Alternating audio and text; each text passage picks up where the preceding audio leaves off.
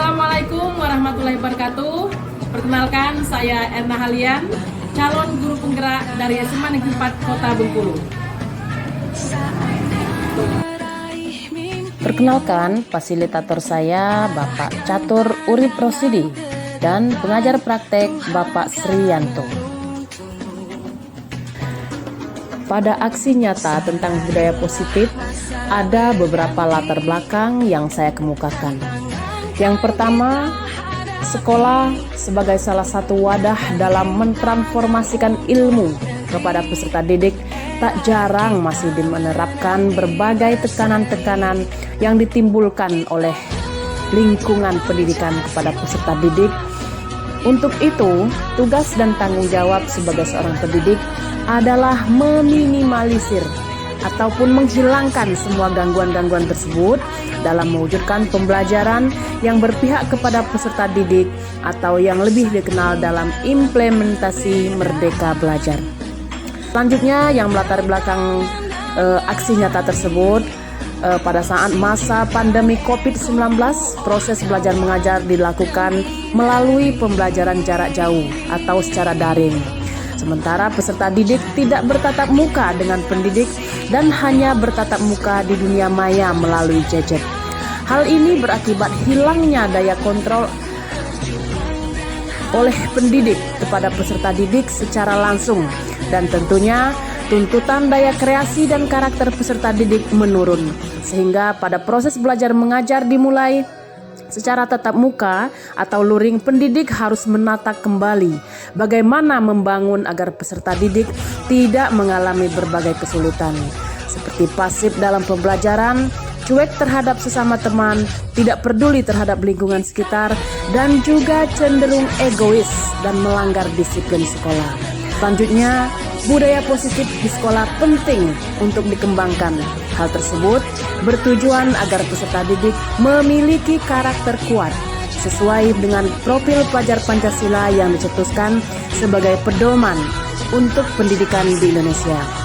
Untuk membangun budaya positif, sekolah perlu menyediakan lingkungan yang positif, aman dan nyaman agar peserta didik mampu berpikir, bertindak, dan mencipta secara merdeka, mandiri, dan bertanggung jawab. Adapun yang menjadi tujuan dalam tindakan aksi nyata ini adalah sebagai berikut. Yang pertama, terwujudnya disiplin positif pada peserta didik melalui penerapan budaya positif di sekolah. Kemudian yang kedua, terbentuknya karakter disiplin yang kuat bagi peserta didik melalui keyakinan kelas. Kemudian yang ketiga, menguatkan peran pendidik melalui penerapan segitiga restitusi. Tolak ukur keberhasilan dari aksi nyata yang saya lakukan adalah sesuai dengan tujuan. Yang pertama, peserta didik mampu menerapkan disiplin positif.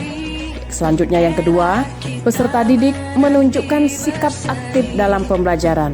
Di samping itu, peserta didik juga harus memiliki karakter yang baik dan kuat. Dan terakhir adalah peserta didik mampu menyelesaikan masalah yang dihadapi dalam proses pembelajaran maupun masalah yang dihadapi di luar kelas. Sedangkan lini masa yang akan saya lakukan adalah langkah-langkah aksi nyata yang harus dilakukan oleh seorang guru penggerak sebagai berikut. Yang pertama, menerapkan segitiga restitusi terhadap kasus pelanggaran peserta didik. Selanjutnya, melaksanakan keyakinan kelas bersama peserta didik. Selanjutnya, yang ketiga, berkoordinasi dengan kepala sekolah dan meminta izin untuk melaksanakan aksi nyata melalui diseminasi kepada wali kelas dan rekan sejawat saya. Selanjutnya yang keempat, berkoordinasi dengan wali kelas dan rekan sejawat untuk materi pengimbasan budaya positif. Kemudian yang kelima, mengimbaskan materi budaya positif tersebut kepada wali kelas dan rekan sejawat. Selanjutnya yang keenam adalah mendokumentasikan setiap kegiatan yang saya lakukan. Kemudian yang ketujuh, melakukan kolaborasi dan sharing dengan wali kelas serta rekan sejawat berkaitan dengan strategi membangun budaya positif di kelas. Dan yang terakhir, mengevaluasi serta merefleksi kegiatan aksi nyata dalam rangka membudayakan budaya positif di sekolah. Agar kegiatan aksi nyata berjalan dengan lancar, maka dukungan yang saya perlukan dari pihak sekolah sebagai berikut. Yang pertama, dukungan dari kepala sekolah, wali kelas beserta dewan guru. Yang kedua, sarana dan prasarana yang mendukung dari infokus, kemudian laptop dan meja serta tempat duduk untuk pelaksanaan kegiatan aksi nyata saya. Dan yang terakhir adalah orang tua sebagai partner dari pendidik untuk peserta didik. Berikut adalah aksi nyata saya pada modul 1.4 tentang budaya positif dengan judul Pengimbasan Budaya Positif di SMA Negeri 4 Kota Bengkulu. Bismillahirrahmanirrahim. Assalamualaikum warahmatullahi wabarakatuh. Yang sama-sama kita hormati Bapak Kepala SMA Negeri 4 Kota Bengkulu, Bapak Saripul Maliki MPD, Ibu Erna Halian selaku pembicara pada hari ini, Bapak Ibu peserta diseminasi aksi nyata modul 1.4 budaya positif, pengimbasan budaya positif di SMA Negeri 4 Kota Bengkulu. Alhamdulillah, puji syukur kita panjatkan kehadiran Allah Subhanahu wa taala yang telah memberikan kita kesehatan dan kenikmatan sehingga pada hari ini kita bisa berkumpul di sini di aula pertemuan SMA Negeri 4 Kota Bengkulu dalam rangka mengikuti diseminasi modul 1.4 CGP Angkatan 7 tahun 2023 ya, 22, 23. Salawat dan salam tidak lupa kita kirimkan kepada junjungan kita Nabi besar Muhammad SAW yang telah membawa kita dari alam kegelapan menuju alam yang terang benderang seperti saat ini. Dan tidak lupa kita kirimkan juga Allahumma sholli ala Muhammad wa ala ali Muhammad, dengan harapan apa yang kita lakukan di dunia ini pada akhirnya mendapat sapaan dari Nabi kita Nabi Muhammad SAW. Bapak Ibu, susunan acara kita pada hari ini adalah pembukaan. Untuk itu marilah kita buka dengan sama-sama membaca lafaz basmalah. Bismillahirrahmanirrahim. Selanjutnya pengarahan dari Bapak Kepala SMA Negeri 4 Kota Bengkulu kepada Bapak Saripul Maliki NPD, disilahkan.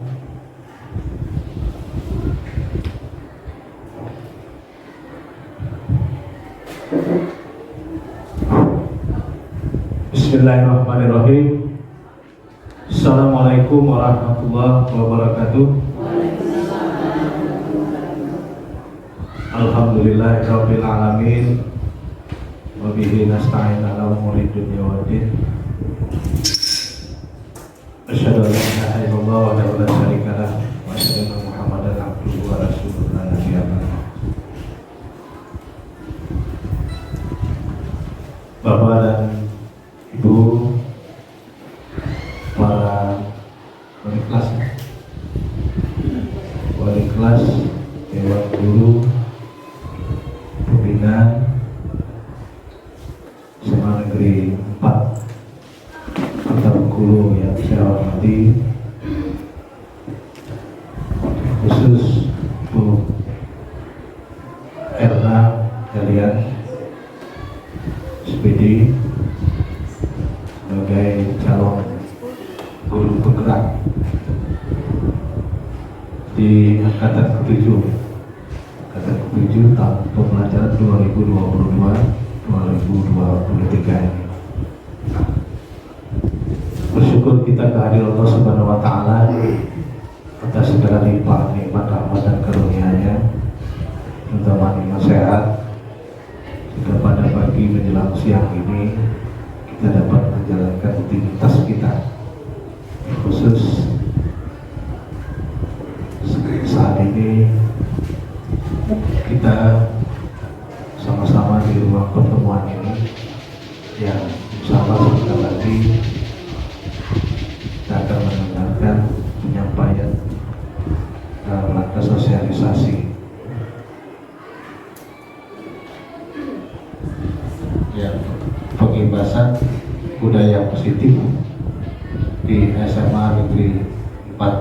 Kota Bengkulu yang nanti akan disampaikan oleh CGP calon guru penggerak kita, yaitu Bu Erna Halian. Dan ini memang yang merupakan salah satu tugas atau tahapan yang harus dilalui dan harus dilaksanakan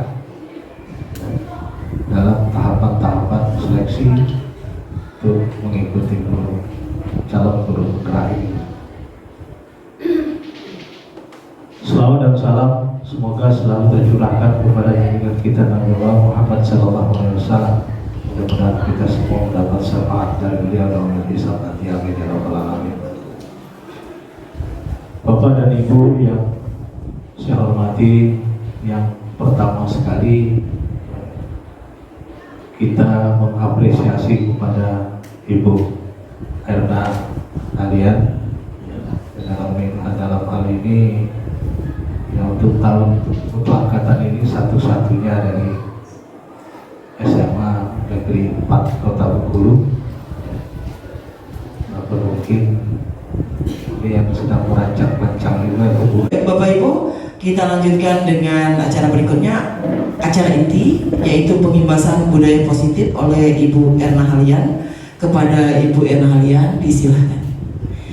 Terima kasih kami ucapkan kepada pembawa acara Ibu Eris Faris yang sudah membantu saya untuk bersama-sama di sini dalam rangka pengimbasan budaya positif yang ada di sekolah yang kita cintai. Bapak Ibu sekalian, Assalamualaikum warahmatullahi wabarakatuh. Selamat pagi dan salam sejahtera untuk kita semua. Alhamdulillahirabbil alamin, assalatu wassalamu ala asrofil anbiya wal mursalin wa ala alihi wa ashabihi rasulillahi ajmain, amma ba'du.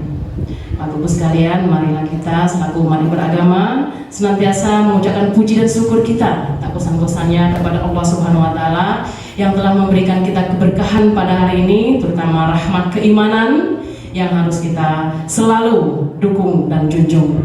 Kemudian salawat bersalam senantiasa teruntuk Nabi Muhammad SAW yang apabila kita mengamininya, insya Allah akan mendapatkan syafaat di yaumul akhir nanti. Amin ya rabbal alamin. Yang terhormat Bapak Kepala SMA Negeri Kota Bengkulu, Bapak Sariful Maliki MPD yang sudah membuka acara tadi, yaitu insya Allah kalau berlangsung dengan baik, mudah-mudahan ya pengimbasan budaya positif di SMA Negeri Kota Bengkulu yang akan saya sampaikan. Kemudian yang sangat saya banggakan ya, rekan-rekan sekalian, Bapak Ibu, Dewan Guru, Wali Kelas dan Dewan Guru yang ada di lingkungan SMA Negeri Kota Bengkulu. Merupakan suatu kebahagiaan yang sangat saya junjung ya, yang sangat saya idam-idamkan. Bapak Ibu sekalian bisa menghadiri bersama-sama dengan saya di sini untuk dalam rangka aksi nyata saya modul 1.4 budaya positif tentang pengimbasan di SMA Negeri 4 Kota Bengkulu. Baik Bapak Ibu sekalian, untuk lebih ya memanaskan kita, saya lihat ini Bu Jube udah mau ngantuk kayaknya. Kita ice breaking dulu Pak ya. Ya Pak ya, mohon izin Pak ya. Iya. Bu Paris, lagu tadi kita ice breaking sedikit. Bapak Ibu berdiri semua. Ya, Pak Surapan masih ada? Iya, masih tetap semangat ya. Yuk kita ice breaking dulu ya. Bapak, mari gabung bersama kami Pak. Ya, ya, yuk.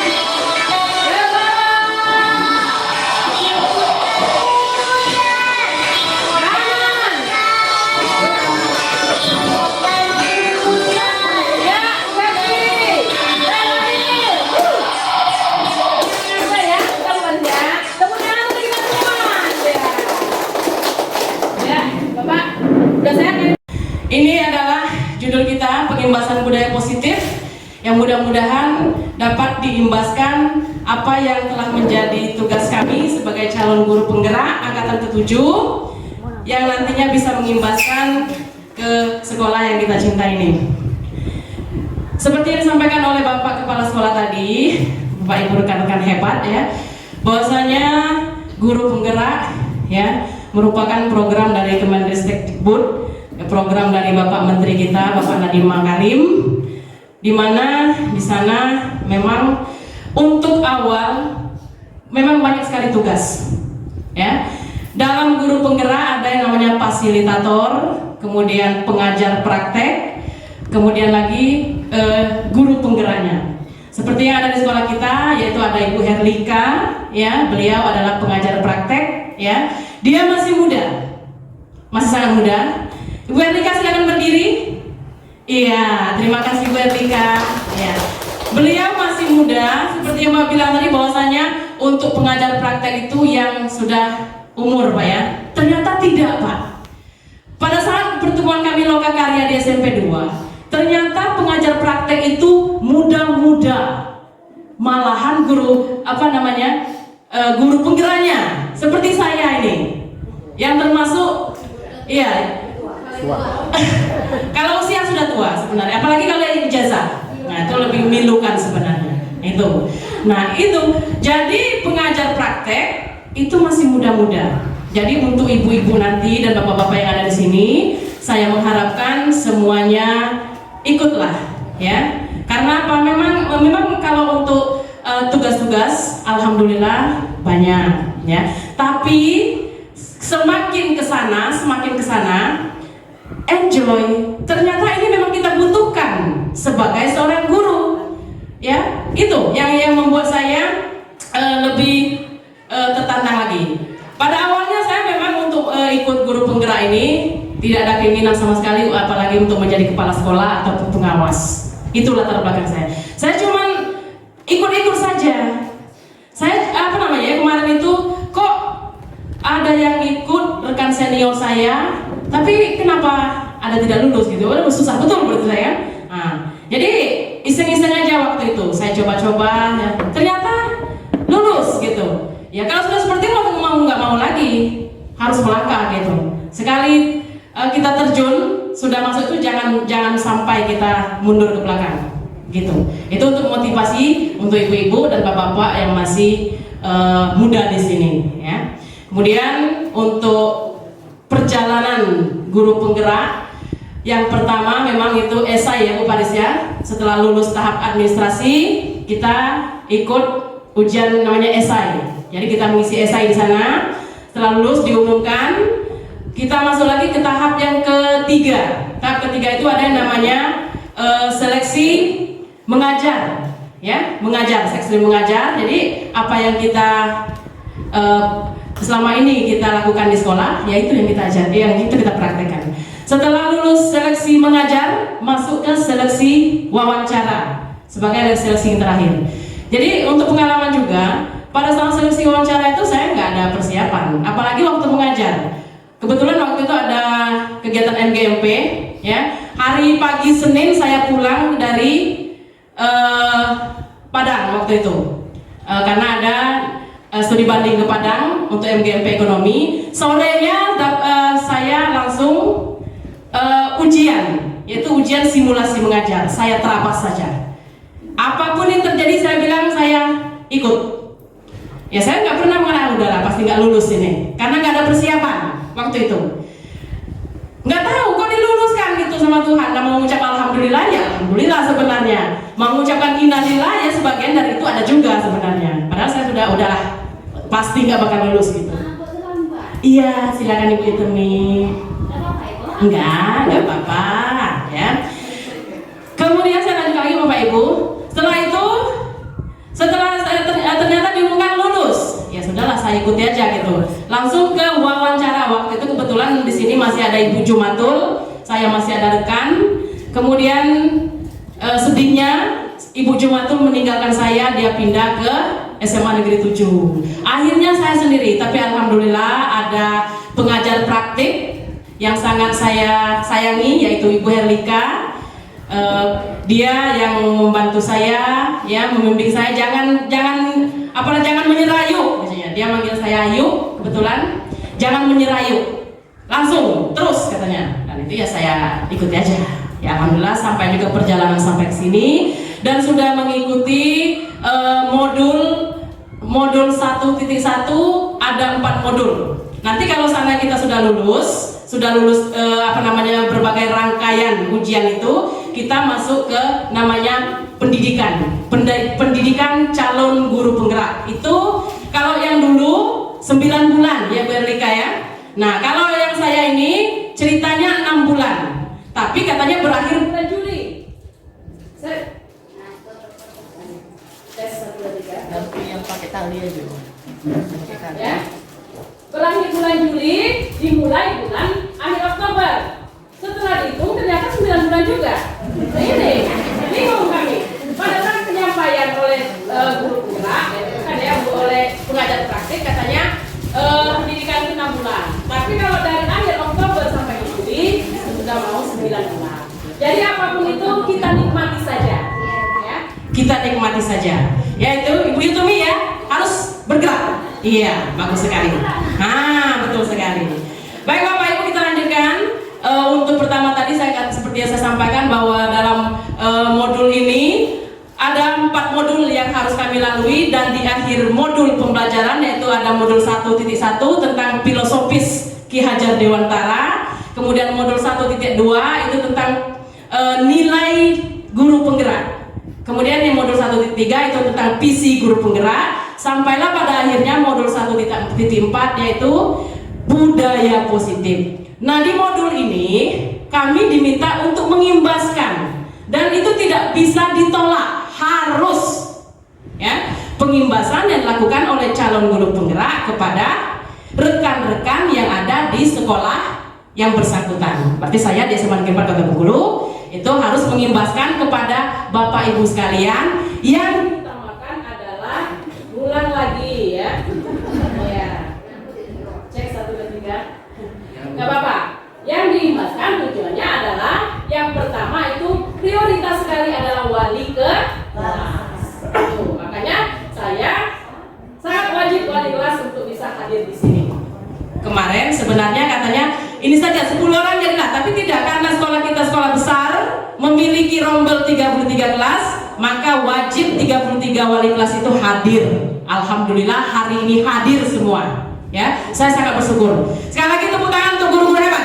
Ya, Pak sekolah ini hebat sekali wali kelas kita ini. Ya, semuanya membersamai saya di sini. Iya, aplaus sekali lagi untuk wali kelas. Ya.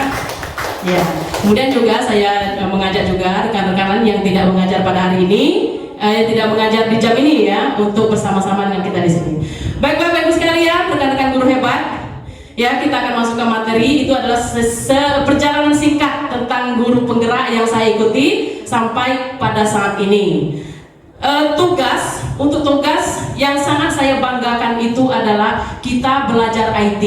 Selama ini terus terang ya, kita hanya seperti saya sendiri ya, hanya bisa membuat PowerPoint manual. Nah, di guru penggerak di sini kita diajarkan IT. Bagaimana cara membuat Google Sheet ya. Kemudian membuat video, masukkan ke dalam YouTube, karena kita mengirimkan linknya ke pengajar praktek atau ke fasilitator. Ya, tugas itu kita kirimkan linknya kepada mereka dan mereka mengoreksi. Nanti akan ada penilaian dari mereka. Apakah tugas itu benar, apakah tugas itu jauh dari harapan, ataupun tugas itu nanti sama sekali tidak bermanfaat. Mereka yang akan menilai. Jadi karena ini sifatnya daring, kami belajar daring ya. Kalau pertemuan Zoom biasanya setiap hari Senin ada, bervariasi dia tidak ditentukan. Itu biasanya jam setengah 1 sampai jam 3. Nah di sana kami Zoom, kami tidak bertemu dengan yang namanya fasilitator. Tidak pernah bertemu tatap muka. Dia ada di dunia maya. Makanya kalau di grup itu jantungan kadang-kadang. Ya, dapat tugas, wah surat cinta, di atasnya surat cinta dari fasilitator. Waduh, pas dibaca tugas kumpul paling lama jam 11.30. Ya Ibu Herlika ya? Iya. Waduh, pekerjaan banyak, mana di rumah bawa terus. Saya sempat mau mengundurkan diri, tapi untunglah Adinda Herlika tetap memotivasi saya. Jangan yuk katanya, pantang mundur, pakailah moto pemadam kebakaran. Tuh kata Ibu Herlika, ya, pantang mundur, jangan pulang sebelum padam apinya. Cacam kata saya. Lajulah kalau itu, ikut lagi saya. Terus terang hampir saya tidak mau lagi mengikuti karena didesak terus oleh limit waktu pengiriman tugas. Harus diselesaikan. Kita harus membuat video, ya, video aktivitas kita mengajar. Kemudian kita harus apa-apa seperti itu kita olah setelah data mentahnya kita videokan, kita praktekkan. Ya Pak, terima kasih Pak. Nah itu nanti kita olah. Setelah kita olah, nah baru nanti dikirim video tersebut. Ya, itu adalah perjalanan sampai ke modul 1.4. Kita lanjutkan saja Bapak Ibu. Ini sudah, selamat datang guru bergerak. Guru penggerak, siap tergerak, siap bergerak, dan siap menggerakkan. Mari kita sama-sama bergerak. Apa tujuannya? Adalah dalam rangka untuk mewujudkan anak-anak kita yang merdeka belajar. Memang ya, SMA kita belum kurikulum merdeka, tapi insya Allah nanti kalau pada saatnya tiba, kita sudah siap. Bagaimana pola dari pembelajaran di Merdeka Belajar ini, ya. Baik, ini pengertian budaya positif, ya. Ada budaya positif adalah nilai-nilai keyakinan dan kebiasaan-kebiasaan di sekolah yang berpihak kepada murid, ya, agar murid dapat berkembang menjadi pribadi yang kritis, ya, kemudian penuh hormat dan bertanggung jawab. Ini adalah sesuai dengan tujuan pendidikan yang ada filosofis dari Ki Hajar Dewantara, ya. Kita lanjut. Nah, ini dia. Ini adalah materi yang akan saya sampaikan. Tadi awalnya saja, masih lama ya Ibu ya, tahan ya Bu ya. Masih lama. Yang pertama itu makna keyakinan kelas. Kemudian yang kedua, perbedaan keyakinan kelas dengan peraturan kelas. Kemudian yang ketiga, 5 kebutuhan dasar manusia. Yang keempat, segitiga restitusi. Dan yang kelima, 5 posisi kontrol restitusi. Nah, ini adalah yang akan saya sampaikan. Kita langsung saja masuk, ya. Ada keyakinan kelas. Saya minta tolong bantuan ini Bapak Ibu sekalian. Siapa yang ingin membantu saya? Kira-kira keyakinan kelas itu seperti apa? Bisa ya? Keyakinan kelas itu seperti apa? Ini kan kita sehari-hari nih, kita mengajar. Siapa yang membantu saya? Keyakinan kelas? Ibu Pat, keyakinan kelas Bu, tolong Ibu. Belum? Ya, keyakinan kelas. Apa kira-kira keyakinan kelas? Ibu Tin Sutini bisa membantu saya. Terima kasih Ibu Tin Teteh. Kira-kira apa ya keyakinan kelas Bu Tin ya? Keyakinan kelas bisa diartikan sebagai kesepakatan kelas yang disetujui oleh warga kelasnya. Contohnya di sini seperti ada tepat waktu, kemudian berpakaian rapi dan sesuai dengan harinya, kemudian menjaga kebersihan kelas dan sekolah, aktif dalam belajar dan sebagainya. Iya, tepuk tangan untuk teteh kita, guru senior kita, guru matematika ya. Keyakinan kelas adalah seperti yang Ibu sampaikan tadi, nilai-nilai positif ya. Ya, ini dia. Adalah salah satu disiplin positif yang bisa kita terapkan dalam membangun budaya positif di sekolah. Ya, dengan adanya keyakinan kelas di setiap kelas diharapkan dapat mewujudkan tujuan pendidikan yang berorientasi kepada profil pelajar Pancasila. Nah, sampailah kita ke profil pelajar Pancasila. Jadi tadi keyakinan kelas nanti kita buat, terutama ini untuk wali kelas di awal pembelajaran. Apa yang akan menjadi kesepakatan kelas nanti? Seperti yang disampaikan Tete tadi, bahwasanya kita yang salah satunya belajar itu tepat waktu. Itu anak-anak yang membuatnya. Jadi kita hanya sebagai fasilitatornya saja. Ya, anak-anak yang membuat kesepakatan itu dibuatlah dari nilai-nilai yang ada tadi, nilai-nilai yang ada dibuat suatu keyakinan kelas dan bermuara pada kesepakatan ke kelas. Dan inilah kalau budaya keyakinan kelas ini, kesepakatan kelas sudah ada dalam kelas, tentunya akan menghasilkan disiplin positif. Kalau sudah ada disiplin positif, tentunya akan bermuara kepada budaya positif. Nah, tuh Bapak Ibu sekalian ya, ada profil pelajar Pancasila. Mohon dibantu Ibu. Siapa yang sudah mendengar profil pelajar Pancasila? Ada berapa Bapak Ibu sekalian? Ada 6. Iya, tepuk tangan untuk kita semua. Ada 6. Iya. Profil pelajar Pancasila. Yang pertama, siapa bantu? Ibu Hikmah Paki. Salah satunya adalah beriman, bertakwa kepada Tuhan Yang Maha Esa dan berakhlak mulia. Betul sekali. Masalah yang berhubungan dengan religius itu selalu ditempatkan di awal. Itu yang kita salut ya, karena kita masih mengagung-agungkan Tuhan. Karena betul yang menciptakan kita adalah Tuhan. Ya, beriman dan bertakwa kepada Tuhan Yang Maha Esa dan berakhlak mulia. Itu yang dituntut. Itulah nilai-nilai yang diterapkan, yang dianjurkan oleh Kemendikbud ya untuk anak-anak kita sebagai profil pelajar Pancasila. Kemudian yang kedua, Abu, mandiri. Ya betul sekali Mem Weli. Terima kasih Mem Weli. Mandiri. Ya, diharapkan bahwasanya peserta didik kita harus mandiri. Ya, mandiri mandi sendiri. Ya, nah macet gara-gara. Mana ini macet terusnya? Ya, mandiri ya. Kemudian kita lanjut yang ketiga. Bersalah kritis, artinya kita harus memiliki ilmu pengetahuan, ya, harus kritis. Ya, bagaimana menempatkan sebuah permasalahan tidak secara terapas dong saja, harus ya dipikirkan kira-kira dampaknya apa, ya, jangan hanya wah udah saya ini. Jadi itu ada hubungan dengan menyikapi sesuatu hal. Misalnya ada berita, ini hoax atau tidak, ya, itu benar atau tidak, itu harus namanya benar kritis, ya. Kemudian yang keempat Bapak Ibu, gotong royong. Betul sekali, budaya gotong royong itu ada di budaya kita dari nenek moyang kita dulu. Itulah yang harus ditanamkan sama peserta didik kita agar memiliki nilai budaya gotong royong. Selanjutnya yang ke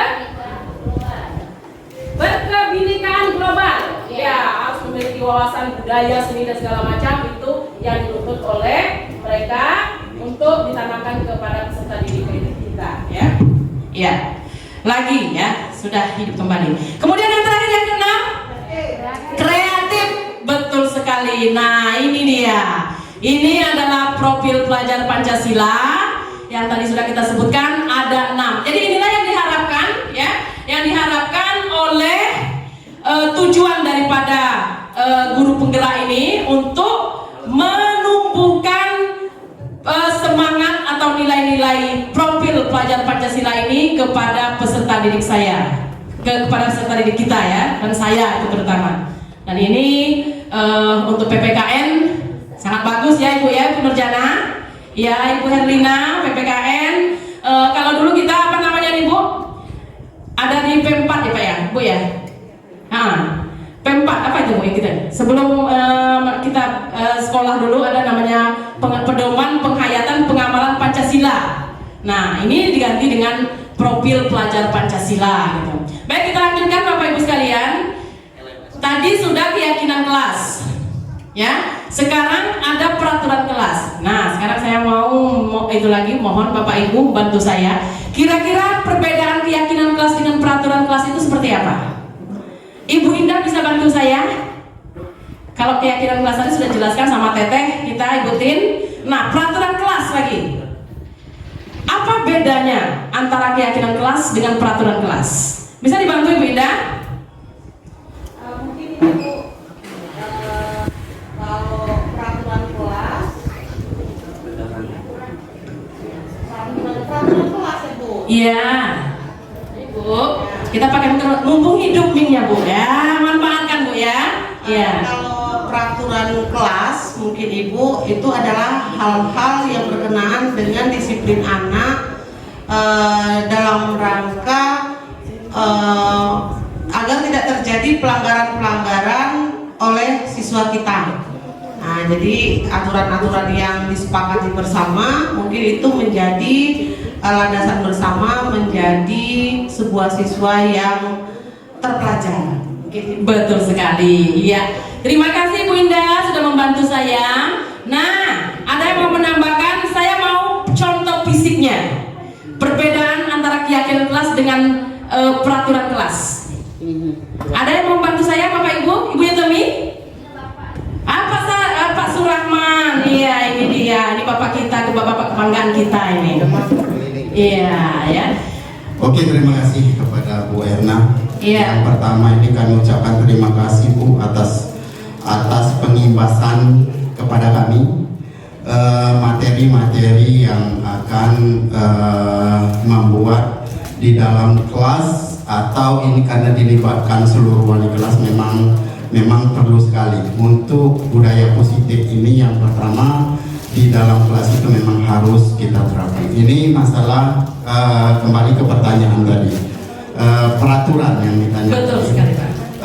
Memang betul ini peraturan ini untuk wali kelas memang harus kita buat.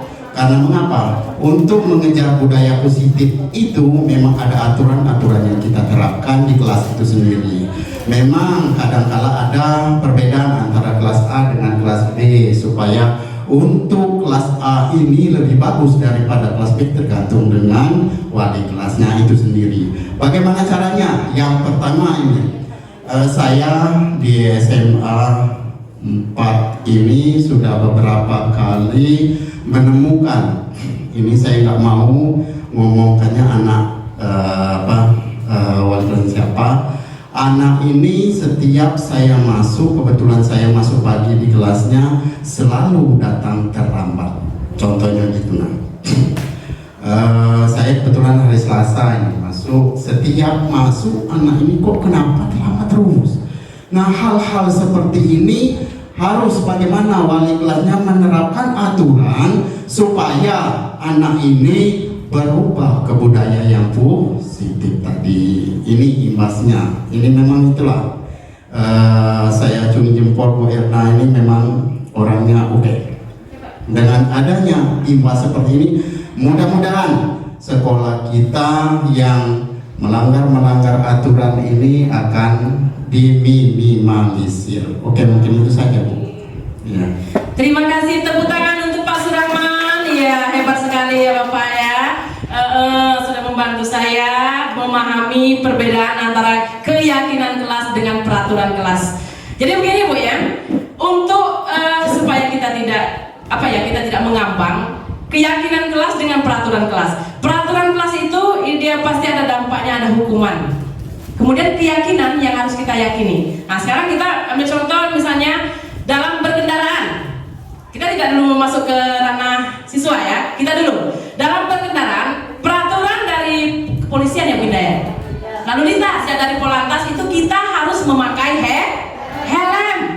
Nah, kalau kita mau berpikir tentang peraturan saja, ngapain sih motor saya yang mau pergi, kok disuruh-suruh pakai helm, kok ditilang, kemudian lagi berkendaraan pakai sabuk, kok ditilang, kemarin dapat etle kami 750 bayar, astagfirullah. Alhamdulillah juga akhirnya tahu kita, ternyata memang benar ya.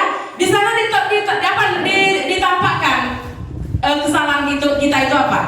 Nah, itu ada peraturan. Kalau kita hanya mengikuti peraturan saja, belum yakin bahwa apa sebenarnya keuntungan dari memakai helm dan keuntungan dari memakai sabuk, tentunya pasti kita akan melanggar. Nah itu. Tapi kalau kita sudah yakin bahwasanya memakai helm ini adalah demi keselamatan kita, yakin kita. Kalau sudah yakin seperti itu, otomatis secara naluri kita tentunya kita akan menghindari tidak memakai helm atau tidak memakai sabuk. Nah, inilah keyakinan yang seperti inilah yang harus kita imbaskan kepada peserta didik kita. Ya, dari hal seperti inilah. Kalau kita hanya membuat peraturan, ya yaitu tadi Pak Surahman ya. Nah, mana dia? Pak Surahman ya. Pasti akan melanggar terus. Tetapi kalau kita sudah menanamkan keyakinan kepada peserta didik kita itu, nak, kalau kamu terlambat terus, ya, tapi tidak dengan cara menghukum. Kalau saya lihat selama ini, terutama saya setelah menjadi guru penggerak inilah, calon guru penggerak inilah, saya tidak lagi membawa pentungan. Ya, selama ini saya selalu membawa pentungan dalam berbagai tugas apapun, baik itu untuk sholat duha ya Bu Tumi ya, kemudian mengiring sholat Jumat, pentungan tidak pernah saya lupa. Ya, iya, sampai patah berganti-ganti, sampai Bu Vita ini bingung dia.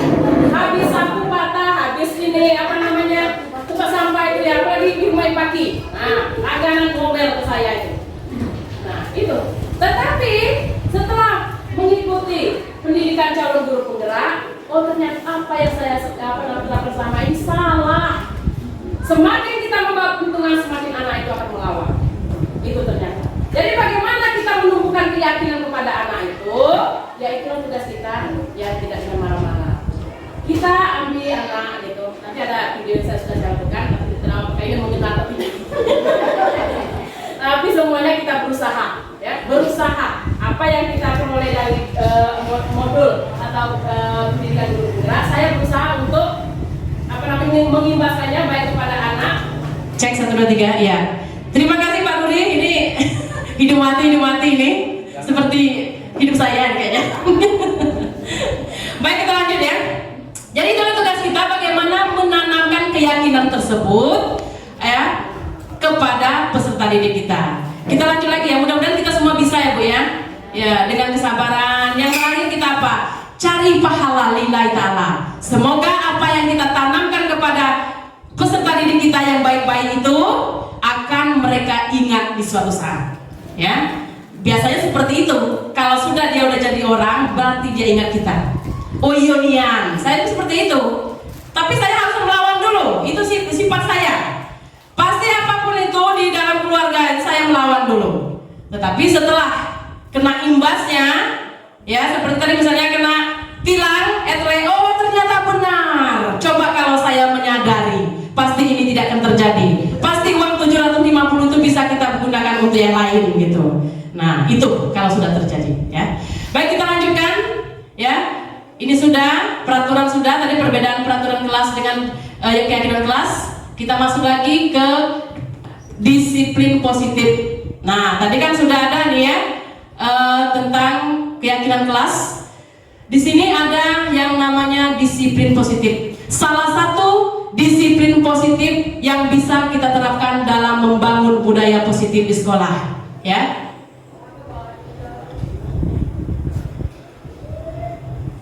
Cek 1 2 3. Nah, merajuk dia. Nah, ini dia disiplin positif tadi, ya. Sebelum kita akhir daripada pengimbasan ini memiliki sekolah kita memiliki atau menerapkan budaya positif, yang kita lalui adalah disiplin positif terlebih dahulu, ya. Disiplin seperti yang di PowerPoint saya adalah rasa kepatuhan terhadap aturan atau pengawasan dan pengendalian. Ini ya, kemudian tujuannya adalah untuk menciptakan peserta didik yang memiliki disiplin diri untuk berperilaku dengan mengacu pada nilai-nilai kebajikan universal, memiliki motivasi intrinsik dan bukan ekstrinsik. Nah ini bagus, ini saya suka ini.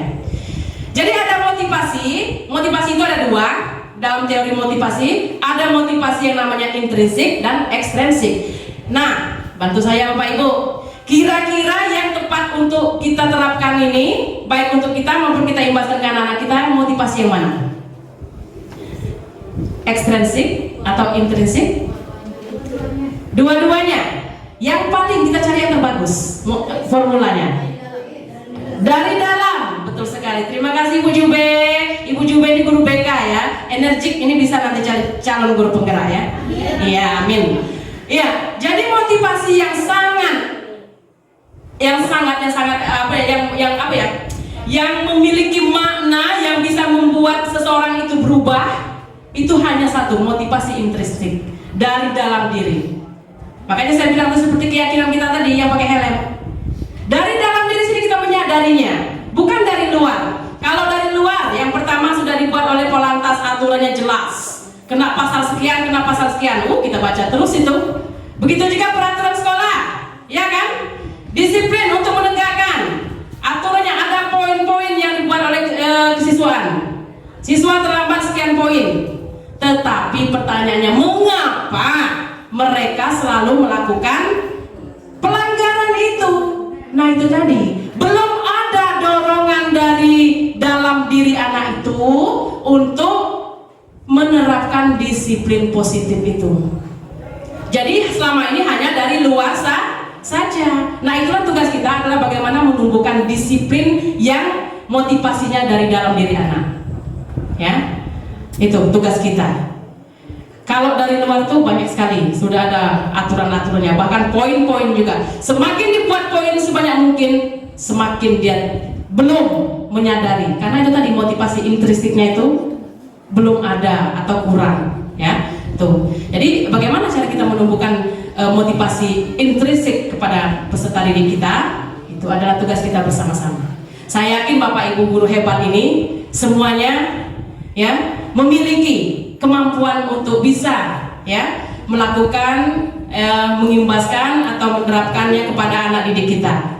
Kalau seandainya kita mau betul-betul menerapkan apa yang ada dalam materi ini ya. Kemudian disiplin positif tujuannya adalah menumbuhkan kesadaran dan membudayakan peserta didik untuk melakukan sesuatu tanpa sogokan, ancaman maupun hukuman. Ini sama seperti yang saya katakan tadi, pernah semua saya lalui. Ya. Ada sogokan, kemudian ancaman dan hukuman. Sogokan seperti penghargaan, sebenarnya bukan sogokan. Nih, saya nyogok kamu sekian, nilai kamu lulus. Itu kalau sogokan kita kasarnya ya kan. Tapi ini bukan sogokan seperti ini adalah, nah, kamu harus mengerjakan ini, nanti ibu kasih nilai A. Itu artinya sogokan. Nah, itu ternyata tidak baik. Ternyata tidak boleh seperti itu. Kemudian hukuman juga, ya. Hukuman kita tidak boleh lagi menghukum anak. Dalam kurikulum Merdeka ini, ya, dalam mempelajari mengikuti pendidikan guru penggerak ini, ya, apalagi dalam profil Pancasila itu kita tidak boleh menghukum. Sementara selama ini yang ada dalam mindset kita itu adalah salah satu cara yang sangat efektif, ya. Dengan tujuan apa? Dengan harapan apa? Supaya mereka tidak mengulangi kembali. Nah itu yang ada dalam mindset kita dulu. Yang sekarang pun masih, saya pun juga, ya. Karena anak itu, yang namanya anak-anak kita, kalau tidak ada hukuman, ya enak saja dia. Itu tadi, belum ada motivasi dari dalam diri mereka untuk menyadari bahwasanya yang dilakukannya itu adalah salah. Kemudian ada juga ancaman. Kalau kamu masih seperti ini, kamu tidak naik kelas. Tuh, saya pun juga masih seperti itu. Tapi seiring dengan saya mempelajari modul ini, saya berusaha untuk tidak mengeluarkan kata-kata itu. Ya, sebenarnya bertentangan, jujur ya, bertentangan sekali. Apa yang selama ini sudah kita buat seperti itu, kemudian mau menerapkan yang seperti ini sulit sekali. Tapi yang itu tadi, pelanggan. Kadang-kadang bingung anak tuh, Bu, mana pentungan ibu, Bu? Tanya dia, Bu, ngapa ibu ada teriak-teriak lagi, Bu? Nah, tuh kadang-kadang seperti itu, terpancing juga kita. Maunya seperti apa? Ya semakin kita biarkan, semakin kita lihat saja, semakin dia, mengkel hati kita sebenarnya. Mau gimana lagi? Ya, antara dan teori dan praktek yang sudah kita terima itu tidak sesuai dengan antara perasaan otak itu tidak mau bersalaman sebenarnya. Ya, itu bertentangan. Jadi, tapi semuanya proses. Ya, insya Allah kita lihat bagaimana hasilnya nanti. Ini baru proses, bagaimana hasilnya itu kita lihat saja. Nah ini dia, seperti yang tadi, konsep disiplin dengan identitas yang gagal. Ada hukuman, ada penghargaan. Nah, kenapa dia gagal? Karena ini tadi, ini teori ya Bapak Ibu sekalian. Tetapi sebenarnya kalau kita analisa, memang ada benarnya. Ya, apa yang dibuat oleh para pakar-pakar pembuat yang di Kemenristek Dikbud ini, ternyata memang ada benarnya juga. Selama ini kita menerapkan hukuman, ada penghargaan, kemudian ada lagi namanya konsekuensi dan restitusi. Nah ini ya pilihan nanti mana yang paling terbaik. Ternyata masih juga, waduh ini kenapa Pak Ruri? Saya kalau dari ini bingung saya. Saya cuma bisa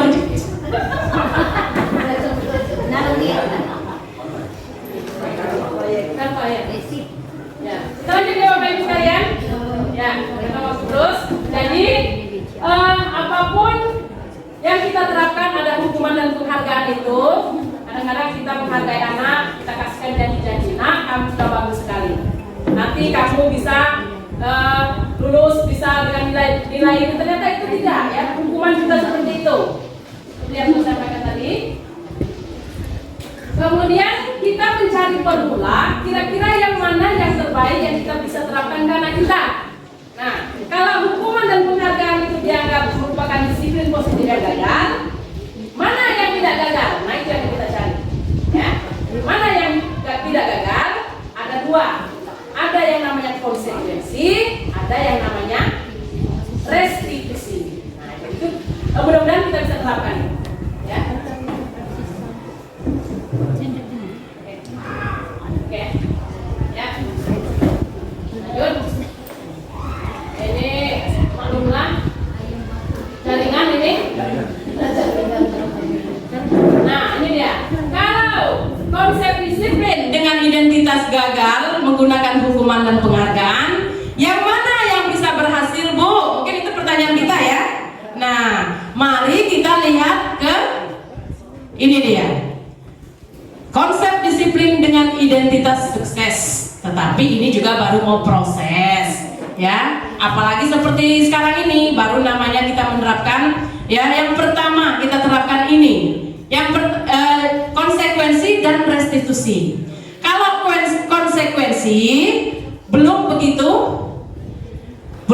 tajam, belum begitu bisa membolak-balikan hati peserta didik kita, ya. Kamu melakukan kesalahan misalnya terlambat, konsekuensinya adalah yang pertama, kamu tidak bisa mengikuti jam pelajaran pada jam pertama. Itu namanya konsekuensi. Ais, riang sayo. Jam pertama apa? Matematika, nah cacam. Oi, mana gurunya ganas. Nah, itu ya versi anak kita kan, padahal enggak. Ya, guru matematika atau guru fisika. Wah, hatinya lembut. Ya, iya, mengangenkan, ya, tuh, itu dapat yang anak seperti itu ya. Nah, itu kalau konsekuensi. Kemudian yang kedua, perlu monitoring berkelanjutan. Ya, kita lihat seperti anak kita ini yang terlambat terus kasusnya tadi. Nah, dimonitor terus maunya. Tapi kadang kita kan bukan hanya itu saja ya. Tugas kita bukan hanya memonitor si Anu ini tadi yang si terlambat ini terus ya. Bukan itu saja tugas kita, banyak sekali tugas kita itu. Nah, maunya seperti itu. Tapi apakah kita bisa? Proses lagi. Kalau memang betul mau, ya mungkin bisa. Tetapi itu tadi kendala kita, tugas banyak segala macam. Tapi insya Allah seiring dengan perkembangan zaman bisa nanti. Kemudian peserta didik menghormati peraturan. Ini kalau konsekuensi, ya. Dia berusaha menghormati peraturan. Peraturan tadi apa? Tidak datang terlambat. Ya, kalau sudah dikasih konsekuensi, kalau kamu terlambat tidak ini, ya dapat sama peserta didik yang menyadari bahwa pelajaran yang pertama itu bagus atau bermanfaat untuk dia. Dapat anak yang tidak memikirkan ke sana, ya sama saja kan? Tuh. Kemudian yang ketiga, kehilangan waktu untuk merenungi kesalahan, konsekuensinya. Tuh. Kemudian bagaimana yang restitusi? Nah, sekarang ini yang digadang-gadangkan itu adalah restitusi. Ya, restitusi bagaimana kita mendidik peserta didik kita dengan cara restitusi. Tadi sudah kita kan restitusi apa? Peserta didik bertanggung jawab atas perilakunya. Ya, ini dia pendekatan restitusi. Sebuah cara menanamkan disiplin positif kepada peserta didik. Restitusi adalah proses menciptakan kondisi bagi peserta didik untuk memperbaiki kesalahan mereka sehingga mereka kembali pada kelompok mereka dengan karakter yang lebih kuat. Gosen ya 2004. Ini adalah pengertian restitusi. Nah, yang sudah saya lakukan, restitusi yang saya lakukan ada 3 langkah. Ini kita lanjut saja. Dalam restitusi itu ada yang namanya menstabilkan identitas. Nah, jadi anak ini ada contoh kasus. Kasus ini si Danu namanya ya, nama disamarkan. Anak ini pada saat jam pembelajaran saya mengajar ekonomi, dia tidak ada jam pertama, ya, dia tidak tepat. Nah, jadi saya mencoba untuk menggunakan restitusi. Langkah-langkahnya, kembali. Ya, ada yang namanya menstabilkan identitas. Kan ada 3, restitusi ada 3 ya, menstabilkan identitas. Kemudian ada lagi namanya nanti. Ini dia menanyakan keyakinan yang sudah kita buat, keyakinan sudah kita buat kelas. Kita tanyakan, kamu melanggar keyakinan apa yang sudah kamu sepakati? Dia menyadari sendiri. Jadi kesadaran itu bukan kita yang menyadarkan dia sendiri yang menyadari. Oh ya Bu, saya Bu, saya gitu. Saya Bu, pertama dia minta maaf, dipanggil ya, tes ya, minta maaf. Gini Bu katanya, saya tanya, kamu kenapa nak nggak ada jam nggak masuk pada jam pelajaran Ibu? Saya tanya seperti itu. Gini Bu katanya, orang tua saya dirawat di rumah sakit. Saya tidak ada yang masak. Saya lapar Bu katanya. Jadi saya tidak tahan lagi, perut saya ini keroncongan. Akhirnya saya kabur ke kantin. Nah kalau seandainya kita tidak menanyakan seperti itu, pasti kita marah-marah. Kamu ini jam pelajaran saya, ekonomi itu peminatan, seperti itu, ya. Pasti seperti itu kan? Kalau kita tidak menerapkan restitusi. Tapi kalau kita menerapkan restitusi, kita menanyakan keyakinannya, kemudian apa, menstabilkan identitasnya. Kemudian lagi, yang terakhir itu ada namanya memvalidasi tindakan yang salah. Oke nak, oh jadi seperti itu nak ya. Oh, nah kita kasih tahu, kamu itu sebenarnya sudah betul ya. Lapar tadi mau ke kantin. Iya, Ibu maklumi. Tapi ada yang salah di sana. Kamu tidak memberitahu dulu kepada Ibu. Coba kalau seandainya kamu memberitahu pada Ibu, pasti Ibu tahu permasalahannya. Nah, walaupun Ibu membetulkan apa yang menjadi sikap kamu itu, kira-kira kamu melanggar tidak? Ada yang menyadari, iya Bu, saya melanggar Bu. Melanggar apa? Melanggar keyakinan kelas yang sudah kami buat kemarin Bu, katanya. Apa yang kamu langgar? Nah, kalau sudah kamu langgar, sekarang kamu mau apa lagi? Ya Bu. Jadi ada menimbulkan kesadaran dari anak itu sendiri. Tapi kita harus tahu dulu apa sebenarnya permasalahan anak ini. Jangan kita mencap anak ini dengan dia sudah menderita di rumah, kemudian di sekolah dapat serbuan seperti itu dari kita, itu akan membuat dia sangat terpukul. Akhirnya apa? Akhirnya itu tadi, dia mulai mungkin tidak menyenangi kita, kemudian mulai lagi kendor. Tadinya tidak ada yang mendukung saya, padahal saya penderitaan saya seperti ini. Kita kasih tahu salahnya di mana. Salah kamu adalah tidak memberitahu dulu, tidak izin ke Ibu. Coba kalau sebelumnya pasti tidak Ibu larang. Itu kalau kita menggunakan cara restitusi. Tuh, ya. Seperti ini yang saya sampaikan tadi untuk dalam penggunaan restitusi, segitiga restitusi. Jadi memang pendekatan secara individu, ya. Tidak bisa kita berbicara di depan teman-temannya, itu akan mendownkan peserta didik kita yang ini. Kalau kita marah-marah di depan anak-anak, depan teman yang lain, sangat mendownkan. Ini teori yang saya peroleh dari segitiga restitusi dan sudah saya terapkan. Insya Allah untuk hasil kita lihat ke depannya gimana ya. Yang penting kita harus memiliki positive thinking dan bisa merubah mindset kita bahwasanya semua ada proses ya. Nah ini ada hubungannya ya. Kenapa peserta didik kita itu melakukan kesalahan? Ada 5 kebutuhan dasar manusia. Inilah dasar dia melakukan kesalahan. Yang pertama, untuk bertahan hidup. Ini dia. Seperti yang sudah diterapkan di segitiga restitusi tadi. Bertahan hidup, kenapa dia melanggar peraturan? Karena dia mau makan, lapar. Ini dia masuk ke kategori bertahan hidup. Kemudian kasih sayang dan rasa diterima. Nah, ini gimana ini? Gimana untuk kasus yang ini? Kasih sayang dan rasa diterima. Dia melakukan kesalahan, ya. Anak ini selalu saja membuat kesalahan di kelas itu, apa ya? Minta perhatian. Nah, ini maksudnya ya. Minta perhatian sama kita, sementara kita enggak. Kita fokus ke anak pintar, ya atau tidak? Betul. Siapa yang bisa menjawab pertanyaan ini? Oh, sibuk kita sama yang pintar. Sementara yang di belakang, dia sebenarnya ada tahu, tetapi karena tidak pernah ditoleh oleh kita, nah itulah akhirnya dia memberontak. Dia memiliki keterampilan itu, dia bisa menjawab itu, tapi kita tidak pernah memberikan kesempatan kepada si dia itu. Inilah terjadi pelanggaran-pelanggaran yang berhubungan dengan kebutuhan dasar hidup manusia, kasih sayang dan rasa diterima. Nah, sekarang apa tindakan kita? Yaitu tadi, kita jangan hanya terfokus kepada satu orang, dua orang yang kita yakini bahwa ini mampu. Biarkan dia sudah mampu, dia sudah memiliki skill. Mari kita yang lain.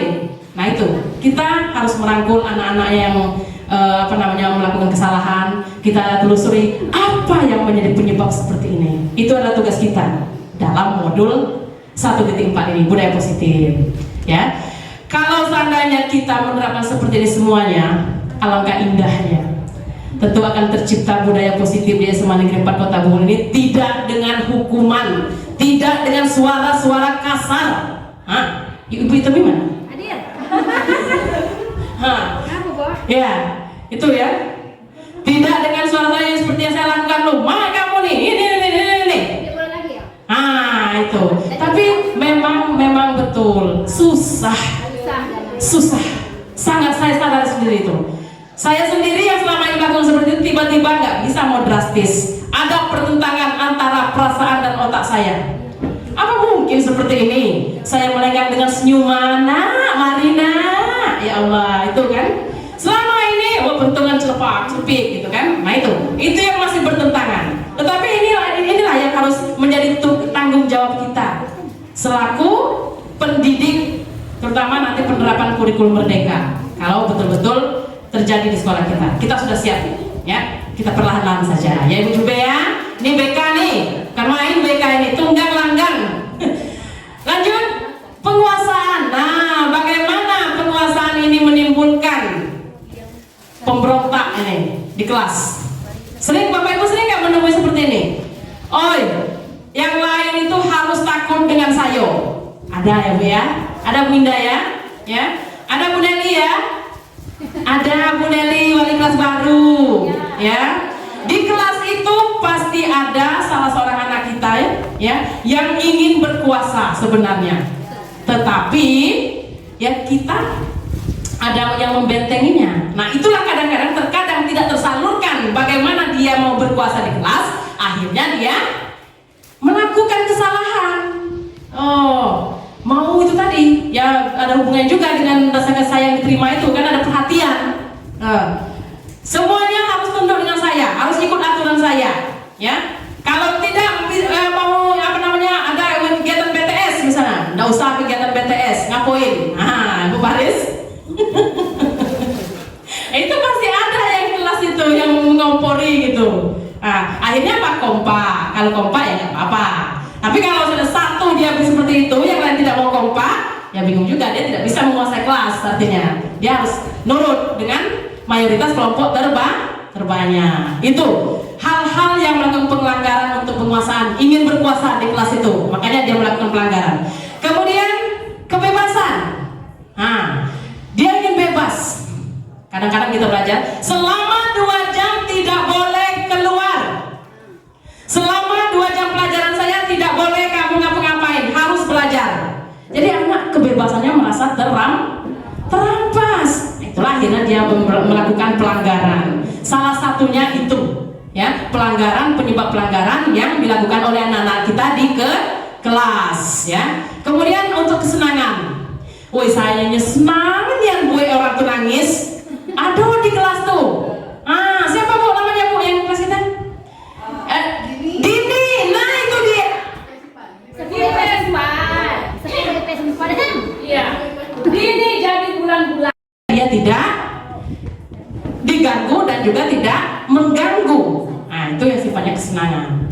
Lanjut. Ini sudah tadi kita masuk ke keyakinan kelas. Segitiga restitusi sudah. Kita masuk ke keyakinan kelas. Nah, ini 5 posisi kontrol restitusi. Ini yang sudah saya lakukan, yang dulu saya lakukan sebelum saya menjadi mengikuti pendidikan guru penggerak. Menghukum, senang sekali saya menghukum. Kalau anak-anak ini melakukan kesalahan, saya hukum. Ini di pelajaran saja, di pada saat KBM berlangsung, dia melakukan pelanggaran, saya suruh tegak. Tuh, ini kelas ibu. Mohon maaf lahir batin ya Bu. Ini contoh modelnya kelas ibu. Nah ya ini. Ya. Kemudian pembuat rasa bersalah. Kamu ini nggak jerah-jerahnya, selalu saja seperti itu. Nah itu ternyata salah. Ini ya. Kemudian lagi ada teman. Nah kan kita ini kan sehingga apa, menimbulkan iri yang lain. Wes, Ibu Erna dekenya dengan si Buyung Katung. Saya udah pernah dibuat. Nah, ini adalah kesalahan yang timbul dari kita. Tidak bagus. Ternyata ini tidak bagus ya. Menghukum, kemudian membuat rasa bersalah kepada peserta didik kita, menganggap peserta didik kita itu adalah teman. Itu ternyata tidak bagus kalau menurut teori di guru penggerak. Kemudian sebagai pemantau, dia marah tidak, senang juga tidak. Catat. Kamu salah ya? Ini salah. Catat aja dia, itu sebagai pemantau. Ya. Tidak ada tindakan. Ya, tidak ada tindakan. Ini salahnya. Yang tepat seperti apa untuk posisi kontrol restitusi ini? Yang tepat itu kalau dikehendaki adalah sebagai seorang manajer. Ada pertanyaan yang ditimbulkan oleh pendidik kepada peserta didiknya. Seperti menggunakan restitusi tadi. Kenapa? Mengapa, Nak? Bagaimana, Nak? Kira-kira solusinya apa, Nak? Jadi bukan kita yang ini, kamu begini ya, begini, bukan begitu. Itu sebagai penghukum. Kita menggurui. Jadi anak-anak itu tidak ada diberi hak untuk mengeluarkan pendapatnya. Kita menghakimi dia. Nah itu. Jadi kita sebagai manajer harus menanyakan apa-apa yang menjadi penyebabnya. Nah kira-kira kalau seperti itu, apa solusinya, jalan keluarnya yang bisa kamu buat? Nah, jadi jawaban itu timbul dari dia sendiri. Baik Nak, kalau begitu ibu akan lihat apa yang kamu ucapkan, apa yang sudah kamu yakini, ibu akan lihat. Nah, itu kalau menurut teori. Tapi mari kita bersama-sama, apakah ini bisa dilakukan atau tidak? Mudah-mudahan bisa seiring dengan sebuah proses. Itu. Baik, Ibu Anika, bagaimana? Baik, ini contoh penerapan 5 posisi kontrol sebagai penghukum. Seperti saya bilang tadi, berdiri di depan kelas, ya, selama pelajaran berlangsung. Nah, ini sebagai penghukum tadi sudah ya. Kita lanjut saja, sudah saya jelaskan tadi. Kemudian bagaimana pembentukan keyakinan kelas? Ini awalnya itu harus kita buat dulu keyakinan kelas. Yang pertama, bahwasanya keyakinan kelas itu lebih abstrak daripada peraturan. Kalau peraturan itu kan sifatnya apa? Ada hukuman, ya. Kalau ini dia enggak, dia dari diri sendiri. Kemudian berupa pernyataan universal, sifatnya umum, ya. Kemudian lagi dibuat dalam bentuk positif. Kalau peraturan seperti ya, dilarang merokok, ya kan? Itu peraturan. Nah sekarang kita balik, jangan ada dilarangnya. Itu maksudnya dibuat dalam bentuk positif. Merokok boleh. Jadi ada pernyataan bukan dengan kata-kata negatif, itu maksudnya. Maaf Bu Erna, waktunya tinggal 1 menit lagi. 1 menit lagi. Allahu Akbar. Baik Bapak Ibu, ini kegiatan saya di kelas 12 IPA 2. Mohon izin Teteh, kemarin saya sudah melakukan ini di kelas 12 IPA 2. Yang pertama saya berdiskusi tentang keyakinan kelas kepada anak-anak, ya. Ini kita langsung saja. Ini diskusi saya kepada anak-anak, punya apa saja nilai-nilai yang mereka kira, nilai-nilai universal yang mereka miliki. Kemudian dituliskan nilai-nilai tersebut ke dalam kertas kecil. Ini kita coba-coba saja karena waktu sudah sedikit lagi. Nah, ini nge-lag pula ini. Ya, intinya menuliskan nilai-nilai tersebut, kemudian lagi menuliskan nilai ke papan tulis. Nah, yang muncul lagi. Nah, Cuma di sini coba beleng-beleng, ya. Kemudian setelah ditempel di papan tulis, maka akan kita pilah-pilah kira-kira masuk kemana keyakinan dari nilai-nilai tadi, kita golongkan atau kita kelompokkan menjadi keyakinan kelas.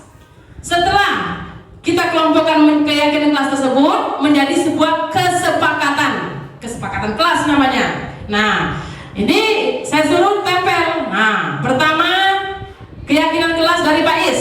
Nah, ini contoh-contoh anak seperti ini ya. Coba lihat nanti.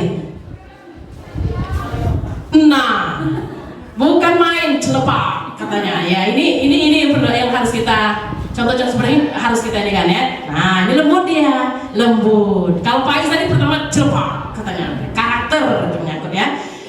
Terus lanjut. Nah, setelah mereka menempelkan, baru nanti dipilah-pilah nilai-nilai yang mereka tuliskan di kertas tadi. Nah, kita suruh anak membacanya. Nah, kemana disuruh? Nanti baru yang sini menuliskan di kertas karton. Kalau seandainya dia mau kelas saya ini harus sebelum memulai pelajaran berdoa. Jadi ada nilai keyakinan sana adalah berdoa, seperti yang profil pelajar Islam, beriman dan bertakwa pada Tuhan Maha Esa dan berakhlak mulia. Itu nanti itunya. Lanjut, nggak usah berlama-lama. Ini apa nih? Menempelkan hasil keyakinan kelas di dalam kelas. Sudah ya? Ini sudah. Nah, itu sudah. Aduh, nge-lag juga dia nih. Nanti menjadi kesepakatan kelas. Ini masih banyak, ada 12. Kalau dia sudah menjadi kesepakatan kelas tidak sebanyak ini ya. Nggak usah banyak-banyak, kata-katanya pun jangan panjang-panjang. Nah, ini nanti kalau sudah ditempel di kelas, ya inilah. Jadi mereka saling menjaga.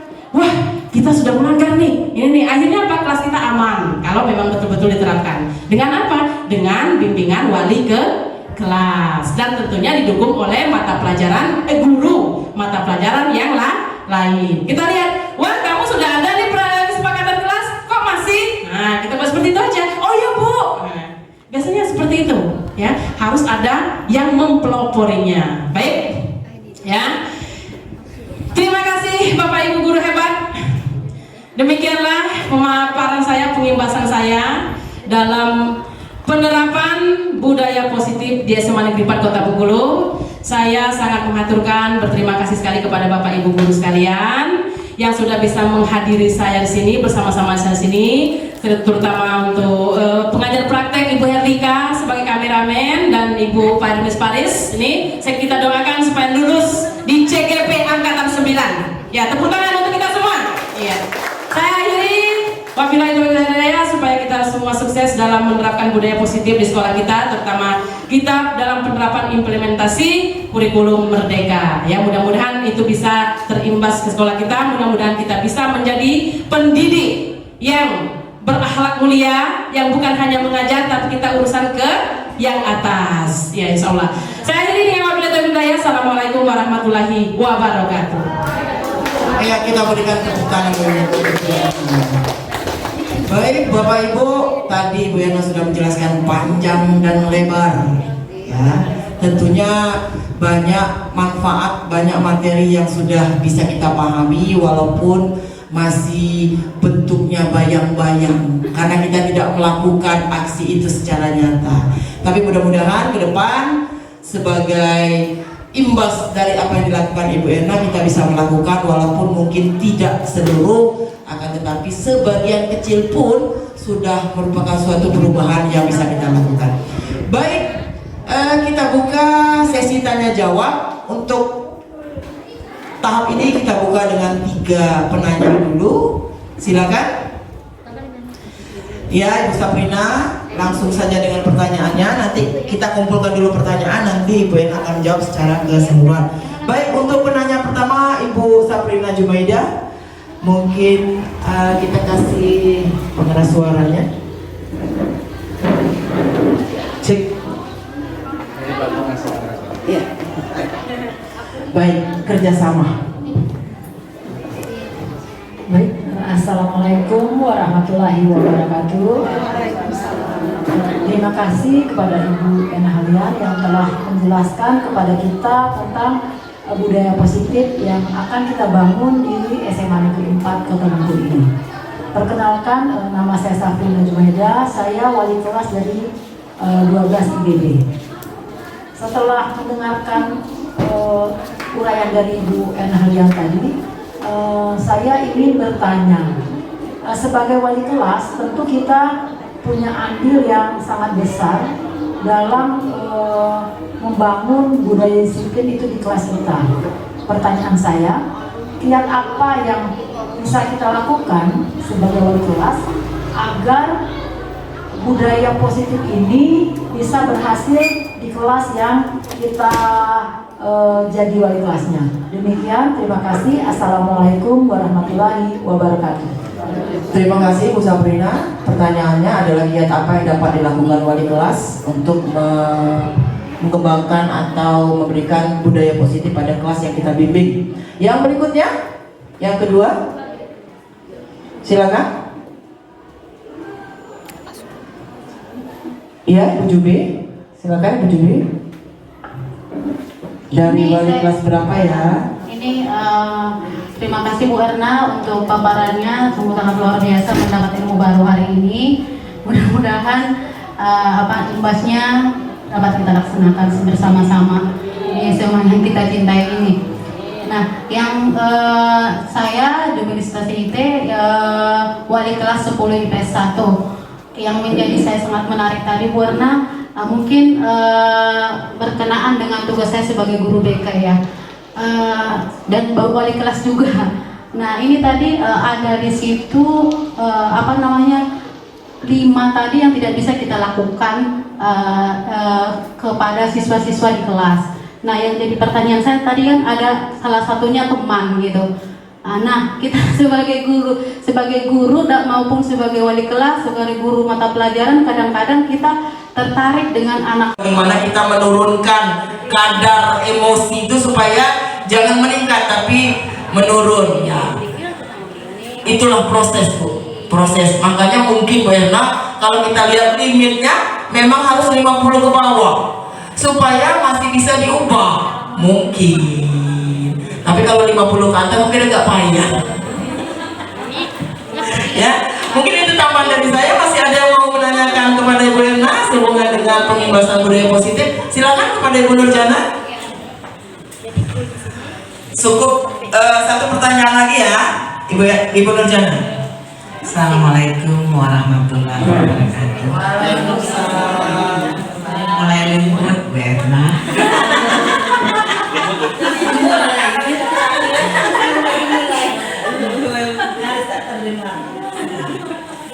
Menarik sekali tentang penjelasan dari calon guru penggerak tentang budaya positif. Yang saya mau tanyakan sedikit, kata Bu Erna tadi, jadi kita peran di sini manajer. Ya, sebenarnya saya sudah pernah menerapkan juga sebagai manajer di kelas itu. Tapi kadang Ananda ini saya pakai Ananda.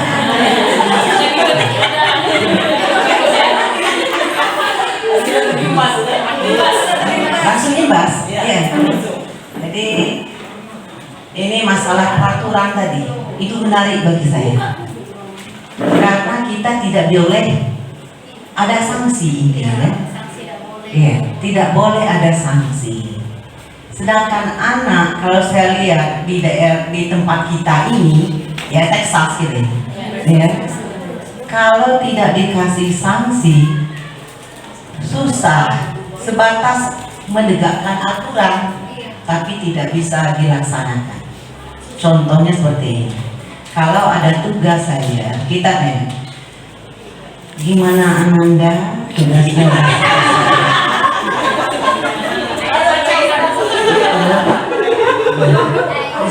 Misalkan ya, apa? Gimana Ananda? Tugasnya gimana? Tidak selesai? Apa tadi malam kurang sehat?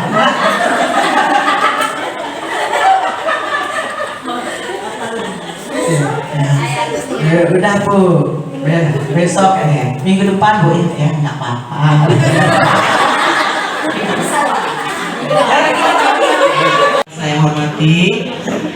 Kita sampai di penghujung acara pada hari ini. Maka marilah sama-sama kita tutup dengan membacakan lafaz hamdalah. Semoga apa yang disampaikan Ibu Erna bisa bermanfaat bagi kita semua. Saya akhiri, wabillahi taufiq wal hidayah. Wassalamualaikum warahmatullahi wabarakatuh. Tepuk tangan untuk kita semua.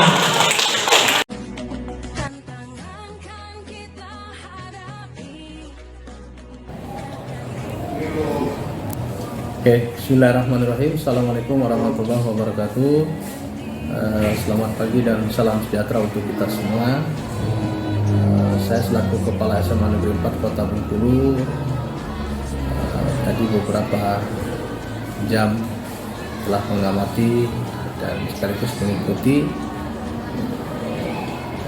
pengimbasan dan sosialisasi yang dilakukan oleh Bu Erna Halian selaku calon guru penggerak di tahun 2022-2023. Alhamdulillah berjalan dengan baik dan lancar. Kemudian penyampaiannya juga cukup jelas, cukup memotivasi kawan-kawan guru yang lain gitu. Ternyata banyak juga hal-hal yang memang selama ini mungkin ditakuti oleh guru-guru yang lain untuk mengikuti calon guru penggerak ini karena informasi-informasi yang miring gitu. Ternyata setelah dijelaskan oleh Bu Erna secara panjang dan lebar, ya artinya guru penggerak itu memang sesuatu yang cukup memotivator, memotivasi kawan-kawan sehingga ke depan mudah-mudahan kawan-kawan yang lain juga bisa termotivasi untuk ikut dalam kompetisi seleksi calon guru penggerak untuk tahun 2023-2024 yang akan datang. Pada prinsipnya apa yang disampaikan oleh Bu Erna Halian itu cukup memperjelas kalau selama ini informasi-informasi yang diterima oleh kawan-kawan mungkin hanya lewat media elektronik ataupun hanya membaca selebaran-selebaran, tapi dengan penjelasan secara langsung dan tatap muka seperti itu kawan-kawan lebih jelas dan lebih paham apa itu sesungguhnya guru penggerak dan apa sebenarnya tugas-tugas yang harus dilakukan oleh seorang guru penggerak itu.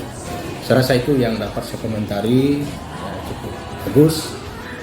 Kawan-kawan yang lain mudah-mudahan termotivasi dan Bu Erna selamat berjuang, mudah-mudahan Bu Erna bisa berhasil dalam seleksi calon guru penggerak angkatan tahun 2022-2023 ini. Mudah-mudahan Bu Erna selalu sukses dan lancar beberapa tahapan yang akan dilalui. Terima kasih. Assalamualaikum warahmatullahi wabarakatuh. Assalamualaikum warahmatullahi wabarakatuh. Perkenalkan, saya Safina Jumaida, guru sosiologi SMA Negeri 4 Kota Bengkulu. Pendapat saya mengenai tampilan yang sudah diberikan Ibu Erna Halian sangat baik dan memotivasi saya sebagai guru. Mungkin selama ini saya belum mempraktekkan apa yang diinginkan dalam proses pembelajaran. Tetapi dengan tampilan diberikan membuat kami termotivasi untuk memberi pelayanan yang lebih baik kepada siswa sehingga tujuan dalam proses pembelajaran dapat dicapai dengan maksimal. Demikian, terima kasih. Assalamualaikum warahmatullahi wabarakatuh. Assalamualaikum warahmatullahi wabarakatuh. Saya Haris Faris, guru SMA Negeri 4 Kota Bengkulu. Saya adalah rekan sejawat dari Bu Erna Halian. Setelah saya mengikuti diseminasi, saya jadi memahami tentang segitiga restitusi, budaya positif, dan profil Pancasila, sehingga membuat saya termotivasi untuk mengikuti jejak Ibu Erna dan tentu saja mengikuti program guru. Semoga saya juga bisa menjadi bagian dari guru penggerak di masa yang akan datang. Selamat untuk Ibu Erna Halian, terus maju pantang mundur, bergerak, dan menggerakkan. Wassalamualaikum warahmatullahi wabarakatuh.